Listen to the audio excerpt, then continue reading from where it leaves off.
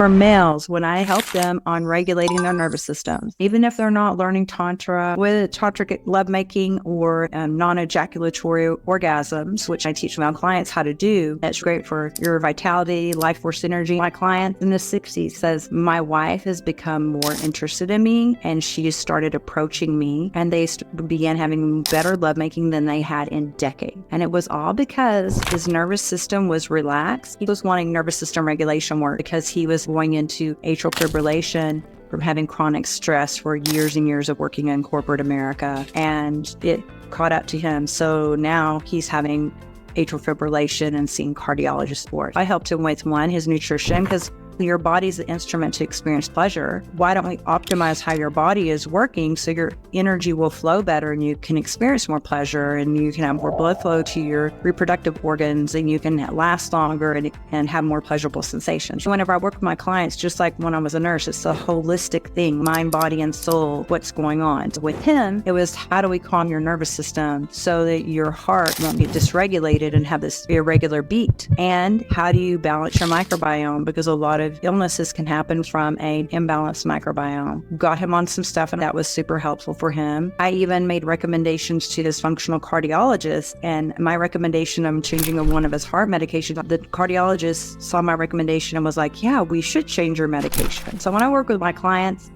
I look at everything and see how I can support them. My client says, my wife has become more interested in me and she started approaching me. They began having better lovemaking than they had in decades. And it was all because his nervous system was relaxed. I also was guiding him on how to lean into his masculine energy more, because a lot of times the patriarchy just hasn't been hard on women. It's been hard on men too. Men have not had positive male role models to learn and be guided from. How can they figure out how to be the type of man to be the most supportive to their wives? What does that even look like? A lot of times if they've seen their fathers, their stepfathers, or caregivers that are in their unhealthy masculine from a wounded space of generational trauma passed down from their great-grandfathers all the way down, being disconnected from their feelings or their emotions, always being too tough, saying, oh, don't cry. If you're going to cry, I'll give you something to cry about. Big boys don't cry, all these things. Men are humans here having a human experience, which includes feeling emotions. When you disconnect from your emotions, you also disconnect from your pleasure, and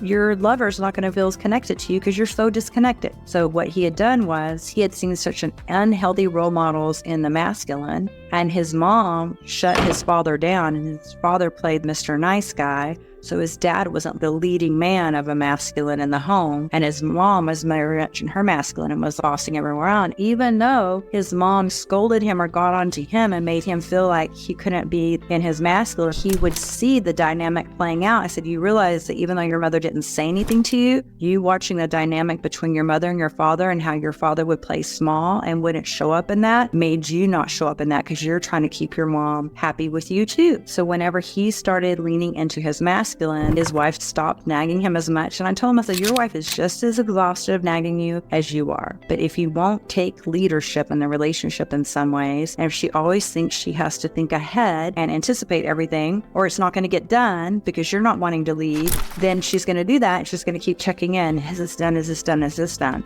For you to have the polarity and the attraction and the spark and the desire in your relationship, the woman needs to relax into the feminine and be in that space. They're not going to relax in that one if they don't feel safety within the male and his nervous system, if they don't feel that man is going to be able to step in and lead. Whenever we are in relationship, both men and women, men are even more of a balance of masculine and feminine energy. When I'm saying men, I'm speaking in terms of anatomically AMAB, anatomically male at birth. Men are even more of a balance of masculine and feminine because they have the XY chromosome, but because there's so much shame on feminine energy that men repress feminine energy, even a lot of women. We repress feminine energy because in the workplace, we want to be taken seriously. We want to get the same pay. We don't want to be sexually harassed, whatever. We want to be safe. So we're in our masculine. We go home from work and we're still showing up at home in our masculine because that's become our default setting. When you have a couple, I want you to think of a battery. You need to have opposite energies to attract. And it's not to say one of these energies is positive or negative, isn't good or bad.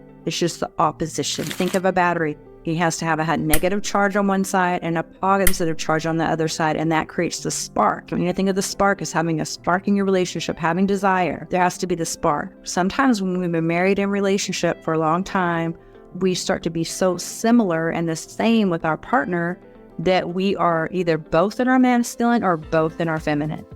And we can love them as a friend and we have deep love for them, but the desire is missing. Even if you're a man and you need to be more in your feminine because your partner, she decides to be more masculine, you can do that dance and you can change those up.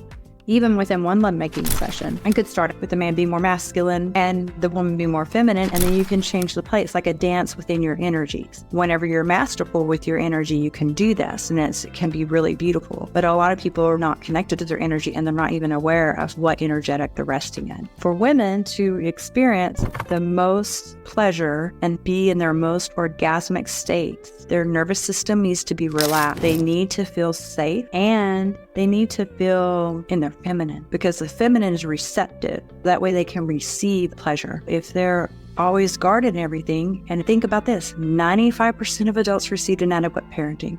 So what can happen a lot of times as a child, especially if the home is very chaotic, there's abuse, alcoholism, whatever, and you can have angry outbursts from parents. They're constantly scanning for safety, hypervigilance, scanning for safety. And we can be scanning for safety, and we've done it so long, and so we don't even notice we're scanning for safety whenever we go in a room. And people be like, oh my gosh, you're such an empath, or you can sense something is off is really fast. Sometimes that can be because you have a lot of childhood trauma, and you went through a lot of BS and stress when you're a child. But when a woman is even in lovemaking, if they are not relaxing their nervous system and they're scanning for safety, let's say this is orgasmicness.